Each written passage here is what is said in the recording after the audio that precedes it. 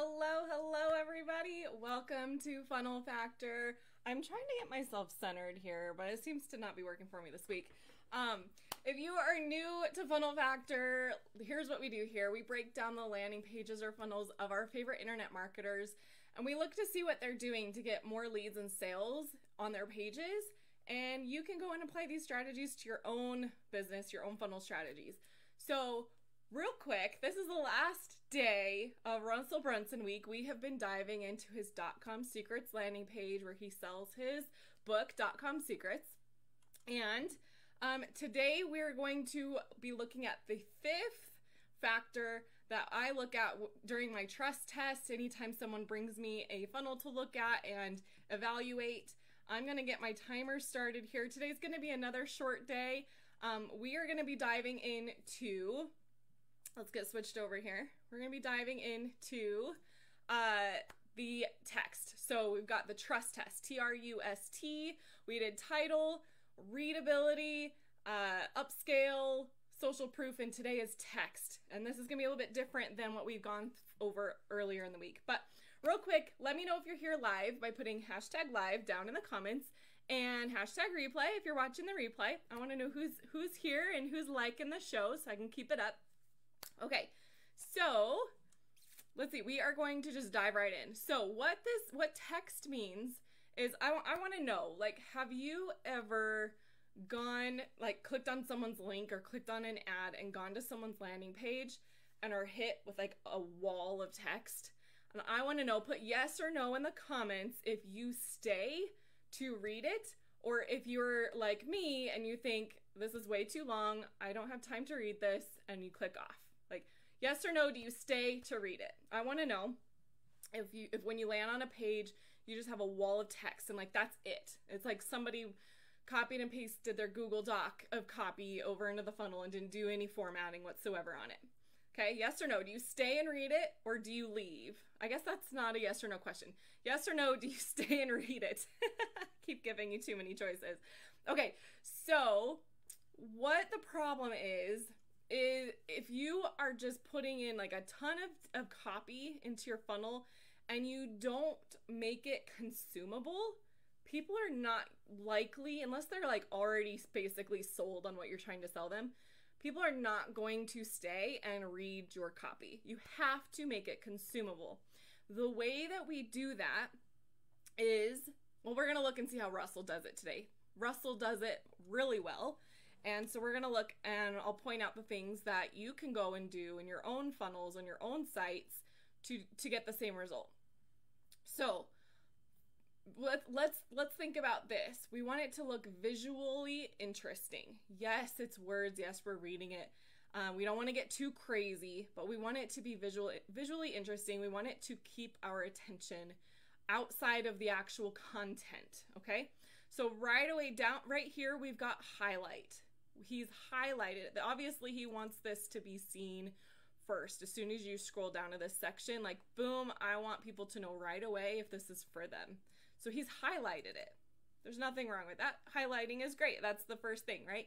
But then he could have just like gone right into like the normal like paragraph copy, but he didn't. He added in another headline. So he's got a headline up here, but he's got a second headline down here.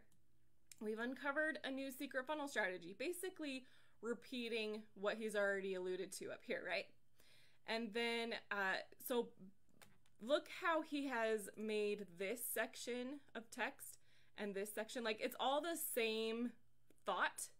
We've uncovered a new secret funnel strategy that almost nobody knows about, that has the ability to grow your company faster than anything else you've ever experienced. Like that's all one thought, right? Even you could even include the attention part. All of this is all one thought. But did he just like copy and paste all this into like one headline and like it all looks uniform and the same? No, because that's boring. That's like, oh my gosh, this is too much. Like I don't want to read all of that. Whereas if you make it look like different from each other, break it up into different lines, use different sizes of fonts, use different colors, highlighting, different boldnesses, then it makes it easier to read and to follow along what he's trying to say. Okay, so right away we get like 1, 2, 3, 4 different sizes of fonts, but it works really, really well. It's not too crazy. They've also used the font sizing to make it so like each line here is the same. Like nothing is like going down to the next line, right? It's the exact width that we need. Hopefully you guys are understanding. So like from here to here, that to the about ... nothing is like going down to the next line. So they made all of this the same, like all on the same line. Okay, so then moving on, Russell likes to do things in letter format, make it look like it's a letter or an email from him. So he's got from Russell Brunson. He's bolded his name, like, because his name means something, right? We don't know that this is Russell Brunson's offer until, unless you already knew ahead of time. But for those that don't know, before they click on the link to get to here, you don't know it's from Russell Brunson until you get to here. And because Russell Brunson has a big name and he's known, it's important for him to highlight that this is from him. This is an offer that is from him. He gives his story, but he doesn't just put in his story with like that wall of text, right? He's doing a couple of things here. He's making certain phrases bold. So if you get a skimmer on your page and they're only like skimming through the things that are really sticking out to them, they're gonna probably read all of this. Maybe they'll skip this line, but then they're gonna go to underground group of entrepreneurs, the fastest growing companies in the world. Like, cool, they're getting kind of the gist of what he's saying without reading all of the copy. So that's one way to make your copy consumable, is by making certain phrases that if you read the phrases and only those bolded phrases, would you understand the gist, the main idea of what's trying to come across? Then he also adds these images, right? We're breaking up that text. We're making it more consumable. If these pictures weren't in here and we just had all of this and all of this and all of this together, that's a little bit more intimidating to read through. It's like, oh, that's a lot. Like, Russell, I don't know if I have time for this. How long is this gonna go on for? But because he's broken it up, it's like, oh, cool, there's just a little bit to read here. And then you read it and you might scroll down. It's like, okay, like your eye can consume it. It can, like, it's kind of like a trick, right? It's like an illusion. It's like tricking your brain. Like, I can read each of these really, really quickly rather than like it being all one big paragraph. And that's another point that I haven't brought up yet, is do you notice how he's got these like paragraphs? Like he's got these breaks like between the lines, and it's not even paragraphs. It's like even just thoughts. Like, we had no money, and then it's a separate line. No venture capital to fund our idea. And then, interestingly enough, our two big competitors. Like, he's got these breaks. And if you ever get Russell Brunson emails or emails from someone who knows what they're doing, you'll notice they do this in their emails too. It just helps it more to be more readable. So we've got those. We got images. Now notice he's got like a different size font again. We get down to where he's wanting to highlight, right, for those skimmers. Like, what's the most important thing that they take away from this part of the copy? Well, it's look at the success we've had. Right? That's why he's got pictures of the things that they've done. And they made this bigger so it stands out more. Also looks more visually pleasing. Then we've got like this kind of sub-headline area. So I think you guys are getting the kind of the point here, right? Like, if you're using formatting of your fonts, formatting of your text, it's going to make it easier for people to read through it. It's not going to just be like, holy cow, that's a long sales letter, Russell. I don't think I can read through that. It's like, no, I'm gonna read through the parts that look cool to me. There's a picture about some sort of award here. Maybe I'll read that part too. And then we've got the highlighting again. So let's scroll down, see if there's anything else. This right here, even though actually that is highlightable. So this is not part of his picture.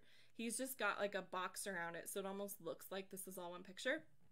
But look how he's like changed the font right here. It's a completely different font than what he's used right here too. But he's only using that font very sparingly. I just want to double check that I didn't miss it anywhere else. And it looks like it's handwritten. It's not his handwriting, but it's a handwritten font. So it's like putting a little bit more of a personal touch on it. Don't you think? Do you think that adds like, I don't, have you guys ever gotten that marketing, like marketing stuff in your mail, like in your mailbox, like, you know, from the post office, and it's got like your name and address and stuff, looks like it's handwritten, but it's actually still just printed on there. But you have to look a little bit close to see, like, did they actually write my name on there, or is that like, did they print it on there? And sometimes you have to look pretty close because they look like it was a pen. This is kind of the same idea. Like, it's just a little bit more personal, and it makes it just, again, makes it look more interesting. Like, it's like interrupting, pattern interrupt, right? You're interrupting that pattern of like, okay, same thing. We got the same kind of look going, and then it's like, boom, different font. I'm going to read that, right? We're tricking the mind again. Guys, we are out of time. There's so much more that we can talk about for this, but we're going to be back here next week. Every week, we're going to go through a different funnel, a different landing page of our favorite internet marketers. If you have someone that you'd like me to do, a particular person that has a funnel or a landing page, if you want to put like their link down in the comments, or just tell me their name or their business down in the comments, I will take suggestions. Next week, I'm not exactly sure who I'm going to land on next week, but I already have one prepared, I think. But that's it for me today. I hope you guys have been enjoying this week. Let me know. Put a hashtag funnel factor. Put a hashtag funnel factor down in the comments so I know that you guys are actually enjoying this show, that you love it. And if you want me to tag you on the episodes next week, you can put a hashtag me down in the comments as well. All right, last thing that I will say is that if you would like me to look at your own landing pages or funnels, I'm happy to get on like a 10-minute call with you. Just put a like hashtag, oh my gosh, I'm using so many hashtags, I'm sorry. Put a hashtag like be my friend or look at my funnel down in the comments, and I will do that for you. Okay, that's it for me, guys. Happy weekend, happy Friday, and we'll talk soon.